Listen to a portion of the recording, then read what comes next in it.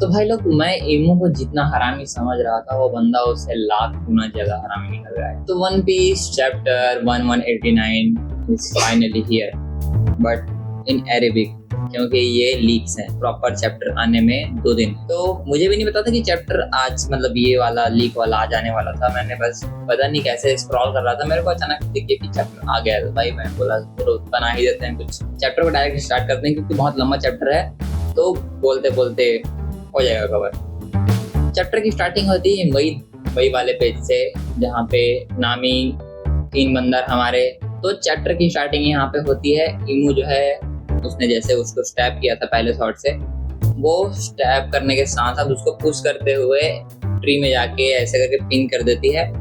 और पिन करने के साथ साथ लूफी वहाँ पे अनकॉन्शियस प्रॉपर्ली नहीं हुआ होता, वो स्टिल देख रहा होता है और वो मुंह से एकदम ब्लीड कर रहा होता है। उसकी हालत बहुत ज्यादा खराब होती है, वो हेल्पलेस होता है। इसके साथ ही साथ हमें जब लूफी मुंह से ब्लीड करते हुए नॉकआउट हो जाता है तो हमें उसॉप का सीन दिखाया जाता है, जहाँ पे उसॉप उसको सेंस कर लेता है। उसॉप यहाँ पे सेंस करता है। तो सोचने वाली बात है कि भाई पूरे स्ट्रॉ हैट क्रू को छोड़ के यहाँ पे हमें उसॉप को दिखाया जाता है। उसॉप उसको सेंस कर लेता है, वो भी इतनी वीक कंडीशन में। तो उसको उसॉप सेंस कर रहा है, मतलब उसकी हाथ की स्ट्रांग हो रही है। तो क्या हम लोग लास्ट में ये देखेंगे कि उसॉप कुछ अवेकनिंग करेगा? वो तो बात की बात है, चलो चैप्टर का आगे बढ़ाते हैं। इसी के साथ हम लोग देखते हैं उसॉप जहाँ पे लूफी है उस और देखते हुए बोलता है कि क्या लूफी ठीक है? और इसी के साथ ये सुन के नामी जो है वो बहुत ज्यादा गुस्से में आ जाती है और बोलती है कि क्या बक क्या रहा है भाई तू, वो लूफी है, उसको कुछ हो ही नहीं सकता। अब ये सुनने के बाद में जिनमे जो है वो नामी को रिप्लाई देता है कि नामी भूलो मत, उस बंदे ने ये जो जाइंट है यानी लोकी की बात कर रहा है वो, उसको भी डिफीट कर दिया है, तो उसको हल्के में लेना सही नहीं है। अब इसी के साथ हम देखते हैं कि लोकी यहाँ पे जिनबे को ये सुन के कुछ बोलना चाह रहा है लूफी के बारे में, बट वो बोल नहीं पाता है क्योंकि वो बहुत ज्यादा वुंडेड है। तो वहाँ पर है स्टिल। जिनबे यहाँ पे बिना कुछ सोचे ऐसे बोलता है कि यहाँ पे कोई शक नहीं है कि लूफी की जो हाकी है वो बहुत ज्यादा वीक हो गई है। ब्रूक और फ्रैंकी है जो गानको के पास है, वो आई से आउट तो आ गई है लेकिन वो अभी भी अनकॉन्शियस ही है। हमें ये चीज बताया जाता है कि ब्रूक यहाँ पे स्टिल कुछ लूफी के बारे में एक सिंगल थिंग भी नहीं जान रहा है। बाकी लोग जिनबे, उसॉप, नामी ये सभी के सभी लूफी के बारे में बात कर रहे हैं, लेकिन वो बंदा स्टिल गानको के ऊपर ही फोकस है, उसको लूफी के बारे में घंटा तक नहीं पड़ रहा है। अब यहाँ पे उसॉप जो है वो तो ऐसे पॉइंट करके रखा है क्योंकि अब वो भरोसा नहीं कर पा रहा है गानको के ऊपर, और रंगनीर भी उसॉप की तरह ही वो प्रॉपर अलर्ट है। इसी के साथ साथ हम लोग देखते हैं जड़ और अजरुद्दीन ये लोग एक शिप में आते हैं और लोकी जो इतना ज्यादा वुंडेड है उसके ऊपर आके डायरेक्ट स्मैश करते हैं। भाई वो बंदा, उसकी हालत इतनी ज्यादा खराब है, उसकी वाट और लगा दो ये लोग। जड जो है वो लोकी के कंडीशन के बारे में बहुत ज्यादा वरीड है। उसको देखते हुए वो बोलती है कि उसकी कंडीशन बहुत ज्यादा क्रिटिकल है। और तो अजरुद्दीन यहाँ पे बोलता है कि जरूल ने उसको यहाँ पे भेजा है लूफी जहाँ पे है वो वहाँ पे जाने के लिए। इसी के साथ साथ सीन शिफ्ट होने के साथ में हम लोग देखते हैं कि लूफी को यहाँ पे इमू अगेन दूसरी शॉट जो निकाली थी स्पॉयलर्स में, उस वही वाली निकालता है और वो उसको डायरेक्ट स्टैब कर देता है। यानी अब दो शॉट से लूफी स्टैब्ड है। लूफी यहाँ पे एकदम उसकी हालत खराब है, वो मुंह से ब्लीड कर रहा है, वो हाँफ रहा है। भाई बहुत ज्यादा क्रिटिकल कंडीशन है। ऐसी कंडीशन में हमने कभी लूफी को नहीं देखा है। लूफी यहाँ पे डरा हुआ है और ये करने के साथ साथ वो लूफी को बोलता है कि what a disgusting name monkey D Luffy is. वो यहाँ पे लूफी के नेम का मजाक उड़ाता है, वो लूफी को डिस्गस्टिंग बोलता है। इतना ही नहीं, वो उसके ब्रदर के बारे में बात करता है कि कैसे उसके 3 भाई हैं, तीनों मतलब ये 3 भाई हैं, तीनों के तीनों डिफरेंट फैमिली नेम्स के साथ शेयर करते हैं, जिनमें से एक यानी एस की बात कर रहा है वो मरीन्स के द्वारा मतलब मरीन्स के हाथों मारा गया है और दूसरा रेवोल्यूशनरी आर्मी में चला गया है फेम पाने के लिए। वो लूफी को मॉक कर रहे हैं उसके भाइयों का नाम लेके। ये सब सुनने के बाद में भी लूफी यहाँ पे कुछ कर नहीं पाता है, लूफी हेल्पलेस होता है। इतना इंसल्ट अपने भाइयों के बारे में सुनने के बाद में लूफी कुछ कर नहीं पाता है। लूफी यहाँ पे कुछ चीजें याद करते हुए बोलता है कि क्या ये बंदा वही बंदा है, यानी इमू को वो बोल रहा है कि क्या ये वही है जिसके बारे में रेड हेयर सैंक्स ने उसको बता के रखा है। इसी के साथ साथ ये बोलने के साथ साथ वो एक फ्लैशबैक में आ जाता है, हमें फ्लैशबैक दिखाया जाता है जहाँ पे सैंक्स, गबान, जरूर और लोकी है। सैंक्स यहाँ पे बोलता है कि वो लोकी को समझता है, लोकी को यहाँ पे पेशेंस रखना पड़ेगा। जो सुन के लोकी एकदम गुस्से में आ जाता है और वो बोलता है कि क्या तुम चाहते हो कि मैं अपने फादर के मौत का बदला ना लूं? सैंक्स ये सुनने के साथ में बोलता है मैं तुम्हें अंडर एस्टिमेट नहीं कर रहा हूँ, मैं खुद उसकी मौत का बदला लेना चाहता हूँ। हेराल्ड मेरे एक दोस्त के जैसा था। बट सैंक्स यहाँ पे एक चीज बोलता है जो कि एकदम कोल्डेस्ट लाइन है वन पीस की, कि ध्यान से सोचो, वर्ल्ड गवर्नमेंट कंट्रोल चाहती है, वो सिर्फ कंट्रोल ही नहीं चाहती, वो एक फ्यूचर में वॉर के लिए प्रिपेयर कर रही है। लोकी यहाँ पे एक ये चीज सुनने के बाद में बोलता है कि उसे एक घंटा फर्क नहीं पड़ता है कि वर्ल्ड गवर्नमेंट क्या चाहती है क्या नहीं चाहती है, और बस अपने फादर को अवेंज करना चाहता है। ये सुनने के बाद में सैंक्स लोकी से पूछता है, तो तुम्हें क्या लगता है कि तुम्हारा फाइनल एनिमी आखिर में है कौन, तुम उसे चूज कैसे करोगे?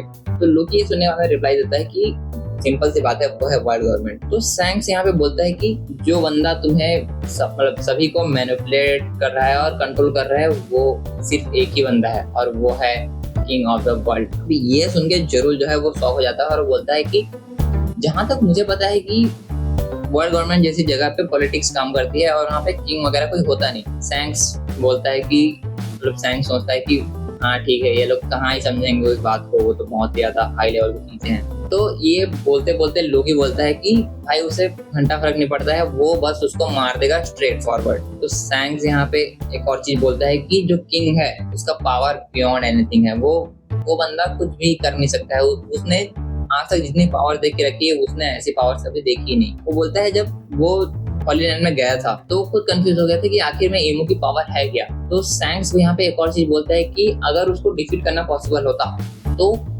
कोई उसको ऑलरेडी डिफीट कर लिया होता। सैंक्स फिर बोलता है कि ये फाइट करने का टाइम नहीं है। लोकी वहां से जाने लगता है और बोलता है कि मुझे जहां कहीं भी वो बंदा मिलेगा मैं उसको मार दूंगा, दैट्स इट। ये बोलते बोलते वो बंदा कंट्री को लेफ्ट कर जाता है और वो किंग ऑफ द वर्ल्ड को रीच नहीं कर पाता है, क्योंकि भाई वो ईमो है, उसके पास पहुंचना इतना इजी नहीं है जैसा कि सैंक्स ने बोल के रखा है। इसी के साथ साथ फ्लैशबैक एंड होता है और वो सोच की मतलब ये बताता है कि ये करंट टाइम ये परफेक्ट अपॉर्चुनिटी है किंग ऑफ द वर्ल्ड को मारने के लिए। भाई बंदा खुद उसकी फटी पड़ी है और बोल रहा है कि वो किंग ऑफ द वर्ल्ड को मारेगा। भाई हिपोक्रेसी भाई। इसी के साथ हजरुद्दीन जो है वो लोकी के साथ देने के बारे में बात करता है। वो बोलता है कि मैं भी अपने फादर को अवेंज करना चाहता हूँ, मैं भी उसके मर्डर को मारना चाहता हूँ। जिनमें ये चीज सुन के शॉक्ड हो जाता है और वो बोलता है कि यहाँ पे आखिर में गोरोसेज का मतलब क्या है अगर यहाँ पे किंग ऑफ द वर्ल्ड है तो। इसके साथ में सीन शिफ्ट होता है, हम देखते हैं रग्नीर जो है वो ब्रुक को रोक रहा होता है कि भाई गांको को मत उठा, और ये देख के ब्रुक जो है वो गुस्सा हो जाता है और वो उसकी तरफ गुस्से से देखने लगता है। अब चॉपर जो है वो रग्नीर की बातों को ट्रांसलेट करके ब्रुक को बताता है कि रग्नीर बोल रहा है जो वुमेन है वो बहुत ज्यादा डेंजरस है और उसको उसी ने इसीलिए फ्रोज किया था। ये सुनने के बाद में ब्रुक चिल्ला के बोलता है क्या तुमने इसको फ्रीज किया था? ब्रुक फिर बोलता है कि ये जो लड़की है ये मेरी बेटी जैसी है। रग्नीर ये चीज देख के बोलता है कि भाई एक स्केलेटन और वो नॉर्मल सी बंदी इसकी डॉटर तो कोई मैच नहीं कर रहा है, ऐसा करके वो फनी सिनेरियो बना रहा होता है। इसी के साथ साथ में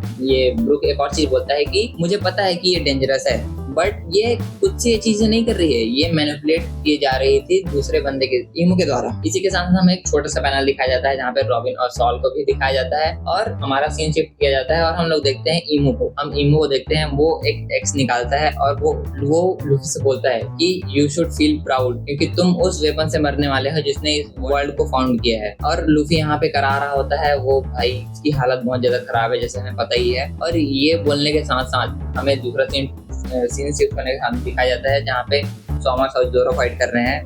पैनल वैसे बहुत ज्यादा रफ है, इसका ट्रांसलेशन करना ही बहुत मुश्किल है भाई, अरेबिक में है सब चीज, तो इसके ट्रांसलेशन तो हमें देखने के बाद ही मिलेंगे। हमें यहाँ पे कुछ चीजें पता चलती है, जैसे कि सॉमर्स बोलता है कि उसके फैमिली को कुछ वेपन्स दिए गए हैं जो कि तो जोरो वर्सेस सॉमर्स की फाइट दिखाई जाती है। लेकिन यहाँ ये चैप्टर बहुत ज्यादा रफ है तो हमें ज्यादा कुछ पता नहीं चलता, बस कुछ चीजें पता चलती है जैसे कि जो सारी शॉट्स वो इमो समन करके बुला रहा है वो 19 किंग्स ने वहां पे खुद रखी थी, वो लॉयल्टी शो कर रहे थे इमो सामा के लिए, इसीलिए उन्होंने अपने शॉट्स को वहां पे रखा था 19 किंग्स में। और ये एक और चीज बताता है कि सभी हॉली नाइट्स को उनकी फैमिली के हिसाब से उनको एक एक शॉट मतलब अलग अलग वेपन्स दिए गए हैं। जैसे कि सॉमर्स को दिया गया है जो उसकी फैमिली के पास में है, उसके नाम है शेपर्ड, और वो जो वेपन होल्ड कर रहा है उसका नाम है रेथ ऑफ गॉड। किलिंगम भी बताता है कि वो उसकी फैमिली को जो वेपन दिया गया है उसका नाम है रिमोसिस, और ये जो है हॉली स्पेयर लॉन्गोसिस उसका नाम है। अब इसी के साथ में डायरेक्ट सीन शिफ्ट होता है और हम लोग देखते हैं फाइनल चैप्टर जहाँ पे इमो लुकी को डायरेक्ट मारने के लिए जा रहा होता है। वो बोलता है कि यू आर अ शेम, और इसी के साथ साथ वो लूफी को जस्ट कट करने वाला ही होता है कि यहाँ पे एंट्री होती है गवान की, और पैनल में लिखा होता है। इसी के साथ साथ एडिटर बताता है कि arrival of the left hand man of pirate king. इसी के साथ साथ चैप्टर एंड होता है, और मेन कुछ चीजें यहाँ पे जानने लायक है, जैसे कि मुझे क्या लगता है चैप्टर रीड करने के बाद में। तो भाई मैं ऑनेस्टली बताऊं तो चैप्टर होने वाला है बैंगर। ऐसा चैप्टर मैंने पहले कभी रीड नहीं किया वन पीस में। भाई एब्सोल्यूट पीक है ये। और ऊपर से एक चीज सोचने वाली है कि इतनी ब्रूटैलिटी जो यहाँ पे दिखाई गई है चैप्टर में, भाई कितना ज्यादा दिखेगा तुम्हें पता ही है। इतनी ज्यादा ब्रूटैलिटी दिखाई गई है, इतनी ब्रूटैलिटी हमने वन पीस में कभी देख नहीं रखी। ये बच्चों का एनीमे था स्टार्टिंग में, अभी तो इतना ये डार्क जा रहा है। तो सोचने वाली बात ये है कि आगे होगा क्या। अभी अगर हम लोग सोचें कि गवान यहाँ पे लूफी को बचाने के लिए आ गया है, लूफी की तो वाट लगी पड़ी है, तो गवान यहाँ पे लूफी को बचाने के लिए आ रहा है, क्या गवान इमू को यहाँ पे वो ओवर पावर करेगा? तो भाई मेरे को नहीं लगता कि उसको ओवर पावर कर पाएगा। वो बस उसको कुछ टाइम के लिए रोक सकता है। और एक और चीज सोचने वाली है, क्या गवान को वो डोमोरिवर्सी में डाल देगा? तो ऐसा भी नहीं है कि गवान तो इतना बेवकूफ है नहीं कि वो डायरेक्ट चला जाएगा इमू के सामने और बोलेगा कि भाई ले मेरे को डोमोरिवर्सी में डाल। और उसको वैसे भी सैंक्स और बाकी उसने कई बारी सभी चीजों को देख के रखे, उसने रॉक्स की डेथ देख के रखी है। तो वो बंदा ऐसे ही, उसको तो सारी चीजों का नॉलेज है ही। क्या पता हमें कोई काउंटर अटैक देखने को मिले और वो इमू से लड़ते लड़ते मर जाए, जो कि बाद में लूफी को इंस्पायर करेगी अपने आप को और ज्यादा इम्प्रूव करने के लिए। इसी तरह मैं एक चीज और बोलना चाहूंगा कि लूफी जो है, याद है तुम्हें जब उसने बोला था काइटो से फाइट करने के टाइम पे कि गियर 5 फॉर्म में उसने बोला था this is my peak now, वो बंदा दोबारा से बोलेगा आई एम सो वीक, और हम लोग देखेंगे फिर नया लेवल अप। तो भाई मैं तो बोलूंगा चैप्टर बहुत ज्यादा बढ़िया था, मुझे चैप्टर देख के मजा आ गया। और मिलते हैं नेक्स्ट चैप्टर में, बाकी चैप्टर आएगा तो बात करते हैं सारी चीजों के बारे में। अभी बाय बाय।